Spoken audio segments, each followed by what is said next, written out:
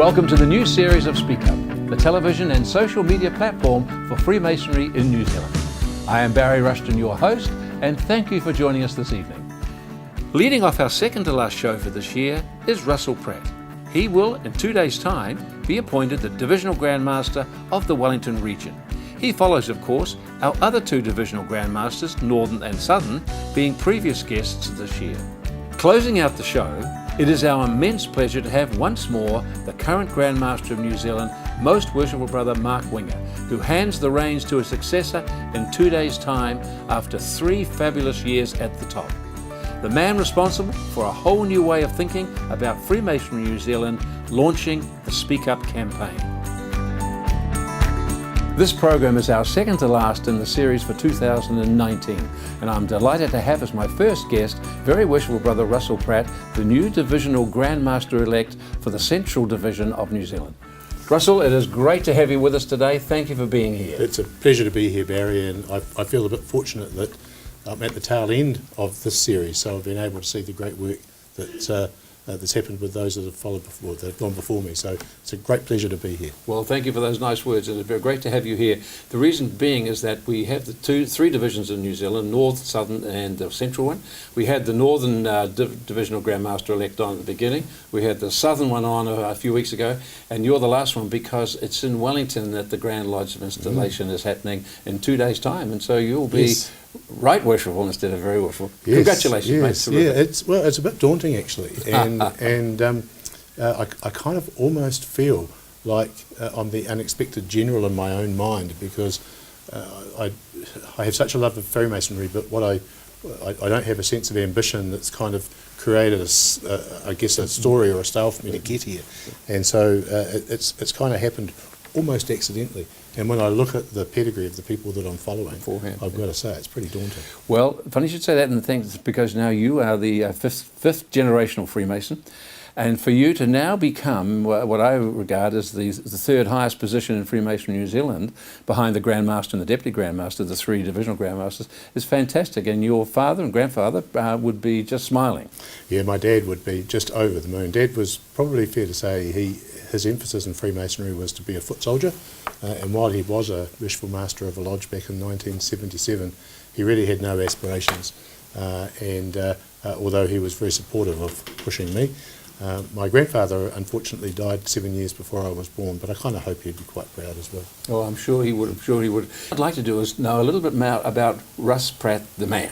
Okay. Sure. We'll skip the early days, okay, and let's just jump into Featherston. When you're about 6, you and I have a little bit of a bond with Featherston. Yes. So tell us about some of if you can remember, the early times in the Southern Wire Rapid. Yeah, weren't times so much simpler then.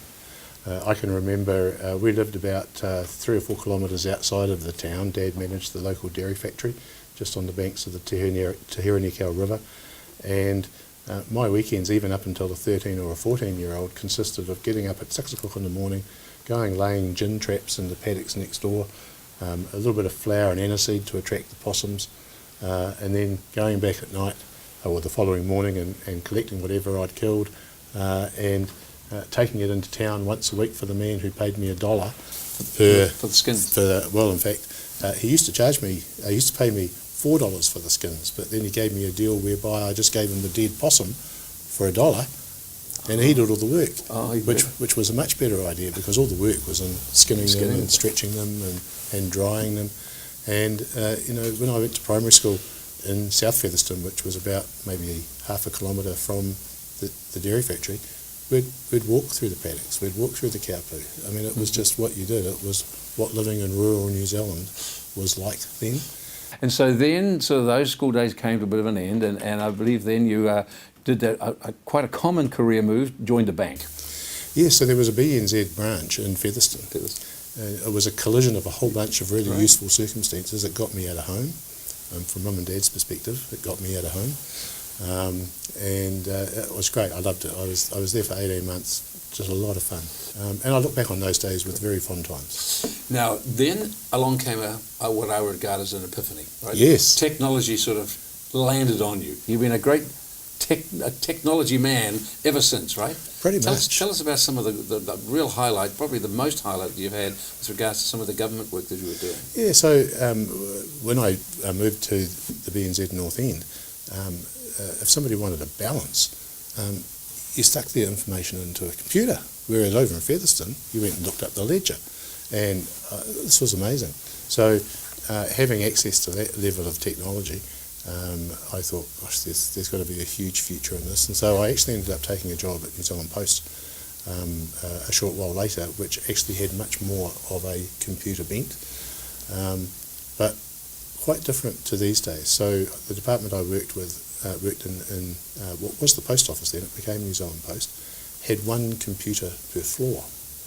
And you had to book the computer in half-hour segments. And the Lotus 123 boot disk, which gave you access to the spreadsheet flavour of the day, was locked in the manager's office. And so at the start of your half an hour, you had to go and get the boot disk, you'd put it in, there'd be a timer that told you when your half an hour was up, and the computer then moved to the next person. And that's just the way we did it. And computers were very, very expensive. And so I looked for opportunities within the post office that gave me more and more exposure to technology, and I was approached to assist in developing what they called their customer care database, which was basically a database of all of their big customers and how much money they were spending. And I jumped at it. Great. And I loved it. Great. And then one thing led to another, and I decided I actually wanted some skin in the game, so left the post office, got involved in a franchise of computer retailers in Wellington, ended up, I think, with 4 or 5 stores there, working for a couple of business partners who were based out of Hamilton, and then decided, actually, I know enough about this and I'm good enough at this to actually go out on my own. And so moved to the Wairarapa, back to the Wairarapa, to Masterton this time, and set up a software distribution company, which in the end we had offices in Sydney, Masterton and Bath in the UK. In the UK. Fantastic, isn't it? Yeah, and while we were doing this stuff with the 3 offices around the world, we developed some technology which was very new in its day. I don't know if you can remember, Barry, when 0900 services were introduced in New Zealand, and you could use an 0900 service for all sorts of illicit activities and downloading software in my case. Okay. And so we managed to, I guess, evolve that 0900 service so that it could be meaningfully used in the software space. And we were the first in the world to do that. Great. Now, Russ, I'd like to talk a little bit about Freemasonry now, if we can. Sure. The only reason I'd like to do this is because I know in the past, not that long ago, you wrote a great paper. It was five-page paper on the future of Freemasonry. I know we haven't got time tonight to delve into it, even though I'd love to, but there's a couple of, I wonder if you can summarise a couple of major points in that paper, because I know, in my view, it's actually groundbreaking, to be frank, for the future of Freemasonry. But it was really predicated on some research that was done overseas that said, actually, do you know, most men who enjoy being a Freemason do that because of the fellowship and the fraternity, and that actually only a small percentage, maybe only as many as 10%, are really into the ritual or really into the education and the esoteric and really into the charity. And even though as a lodge you might have 15 or 20 guys that bask in the reflected glory of the great charitable works your lodge does, there's normally only 1 or 2 guys that do it. Yeah. And so knowing also that our numbers are decreasing, and we still have a challenge with too many buildings, it seemed to me that if we were going to be reading the tea leaves about what the impact of those numbers would mean in 4 or 5 years, essentially what it would mean is it would still have lots of guys who are interested in going to a lodge to experience the fellowship and the fraternity, and not too many wanting to take office, deliver charges and do other work in the lodge. Even though collectively within a district or in a locality you might have enough collectively to do that for a single lodge. And so the paper really talks about ways that we can harness and leverage every man's individual love within Freemasonry to create outcomes for new candidates that are life-changing. And for me, some of the things that are life-changing for a new candidate are exemplary ritual, being in a purpose-built building that's warm, and when being embraced into Freemasonry, looking around and seeing a room full of men, Exactly. some of whom hopefully they know. And while we have lots of lodges in New Zealand today creating those wow experiences for candidates, it's probably the exception rather than the rule. You see, and also too, I think you'd agree that some of the newer, especially the younger members coming in, their whole ability to learn things is quite different than what it used to be, and perhaps people my age. You know, we used to sit and actually learn things and read things, whereas today's men today, I mean, they often don't know the telephone number of their spouse. Well, they don't have time, and in actual fact, it's funny you should say that actually, because about 3 or 4 weeks ago, we've got 6 kids, and a few of them are in different parts of the world, but as often as possible we try and get as many of them together as we can once a month or every 6 weeks. And we were talking about this very thing last time we met, and I said to our eldest boy, "What's my phone number?" And he said, "Well, it's in my phone." And I said, "Yeah, but what is it?" He said, "Well, what a stupid question, it's in my phone." They don't know. Yeah. They don't know their own phone number often. That's true. That's honestly true. I know exactly what you're saying. Yeah, and so to expect those guys in a world which is quite different, I know that my daughters who are married have far less demarcation lines between what's acceptable for their husbands to do and not to do than we did. Husbands do everything. That means washing the nappies, it means cooking, it means cleaning. There are no traditional roles anymore. You all pitch in and do what you need to do. So the time that I used to have 35 years ago to learn ritual is gone. It's gone. It's gone. You see, also too, we will probably, with your permission, put up put up the link. Sure. To the paper, because if they do read it, I'm sure they'll get the gist of what we wanted to talk about if we had time. But I believe you're also adding to that, aren't you? You're thinking even further that maybe it's not quite as simple as first written down, because we are sort of seeing a bit of a pullback from people, which is a natural thing at times. And interestingly, from overseas. So because the paper's on all of the divisional websites, Freemasons New Zealand divisional websites in New Zealand, they are accessible to anyone in the world. They're public. And I've maybe had 25 emails from different jurisdictions over the last 5 years, and a few of those have said, "Hey, look, this is a great nirvana. What we've got at the moment we know doesn't work, but can you cut us something that kind of fits in the middle, because it's a bit of a step too far." And so the latest concept is really around establishing local lodges into guilds where they can, test the water with the concept that we refer to as the lodge of working, without actually going to the full-blown version. And the reason for that really is that the greatest barrier that we see with lodges adopting this new style of operating is, frankly, tribalism. They don't want to be the lodge. We've always done it this way. It should always be this way. Yeah. I mean, we don't mind coming and helping you, but it has to be under our charter and with our number. And that tribalism isn't conducive to giving us the outcomes that we want. Quite so. And the outcome we want is a new Mason sharing that experience with 100 other men. Beautiful. Fantastic. I mean, I really think it's really groundbreaking, to be frank. Now, in your division, you really have been quite passionate, haven't you, with regards to charitable work? You've done a terrific sort of charitable activity. Tell us a little bit about why it's so successful. 10 years ago, actually, we had our first introduction to the Big Buddy charity in Auckland through another lodge, actually, in Wellington, who one of the Masons down there had got very interested in Big Buddy. And it immediately resonated with me, because the concept of Big Buddy is to take at-risk teenage boys who don't have a male role model in their lives and associate them with a man for 2 hours a week, where the man, after being suitably vetted, goes and spends 2 or 3 hours with that boy. It could be kicking around a ball, it could be helping pave some concrete or putting up a fence, and with nothing deliberate other than teaching that boy how to be a man by being around a man. So Big Buddy would claim to take at-risk teenage boys and turn them into good young men. And a lot of those boys, when I first got involved, I thought, oh, Dad's in jail, or Dad's in no hoper. Dad's just not around. Dad died of cancer, or Dad died of So these aren't boys that have got bad dads. These are boys that have got no dads. Yeah. Gotcha.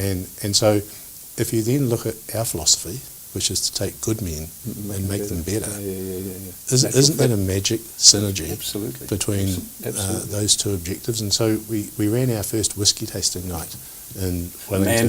Man's drink. Oh, and a woman's drink. Let's not cover that one. 10 years ago, we had 24 people there, and we raised $3,000. We've been running them ever since, and for the last 7 years, the tickets have sold out well prior. And so in the 10 years we've been running it with the assistance of the Freemasons charity, we have now raised $267,000. Which is fantastic. So when you work it out, we have about 60 men attend each event, and we raise $30,000. That's an amazing amount of money. That is.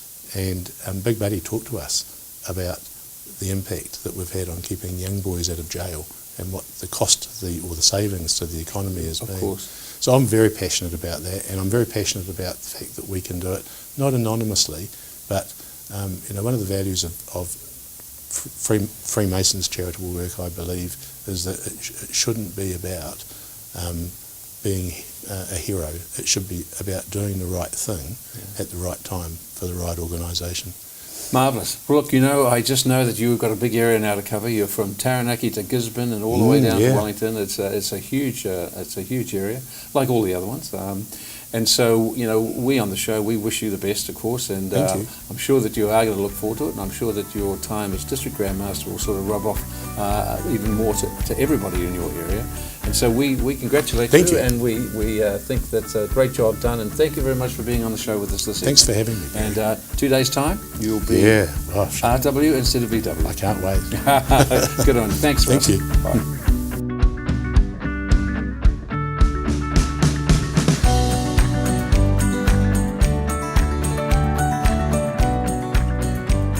On our second to last program for this whole year, I have the best seat in the house because I'm about to interview the Grand Master of New Zealand, most worshipful brother Mark Winger, and in 2 days' time, you will give up that chains and the robe and the apron and everything to your successor, and it is absolutely a great delight that you've come to speak with us today.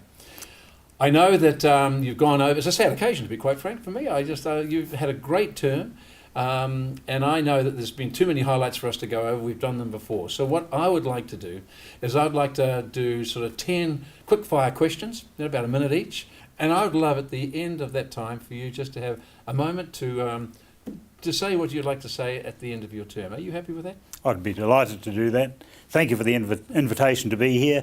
I think the promotion that Face TV have done for Freemasons New Zealand is outstanding.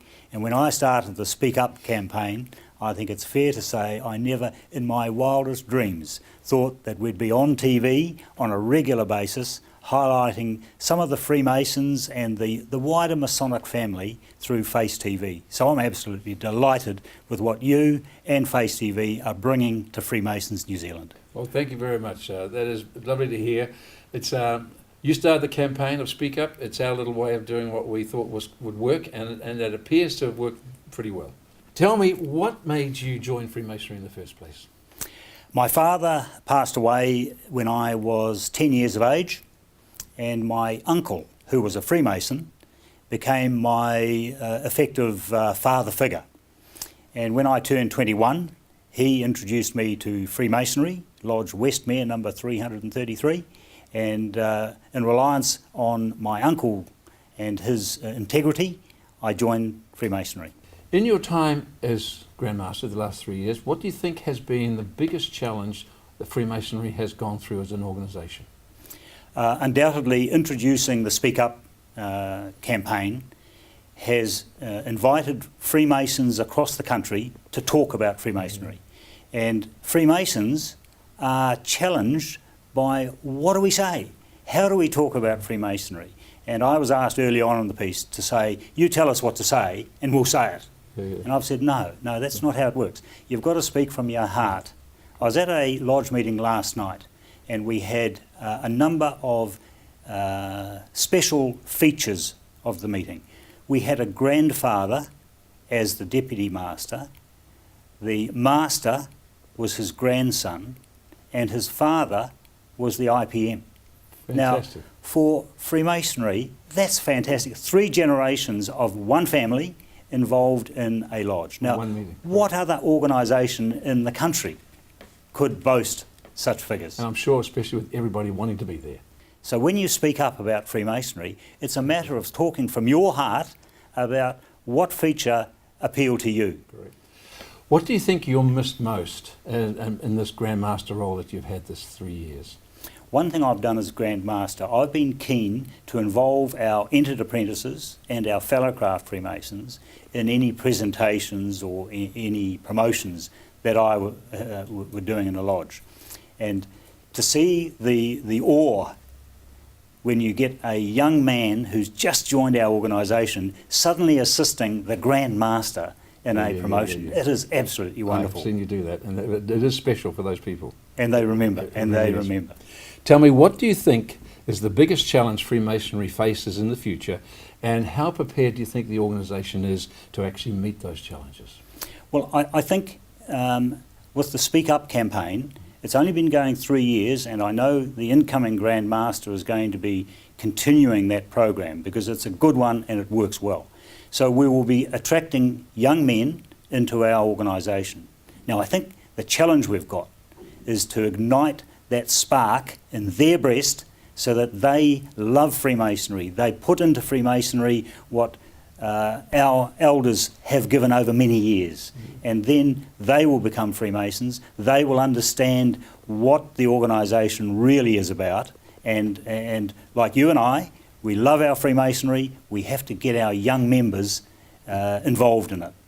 Now, you've been around the country, all over the country, and I know that you would have mixed with many, many Freemasons, so this question you may not be able to answer accurately. What do you think is the biggest misconception the public have about Freemasonry?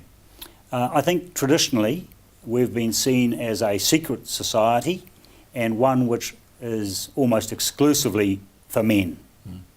Now, the Speak Up campaign is addressing the secrecy, and I think over the last 3 years the media results that we've had from our media managers indicates the public are getting more accepting of Freemasonry. They know more about us, they understand what we do, and they're impressed with the good that we're doing in our communities.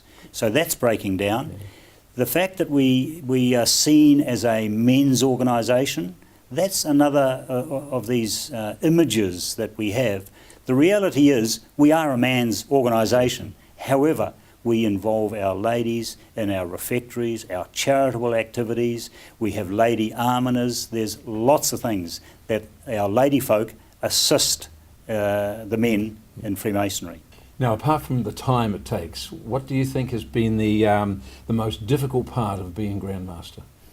I think I'm based in Auckland, so if I was not the Grand Master, I would have been at liberty to visit any lodge at any time and enjoy the camaraderie and the brotherhood. Great.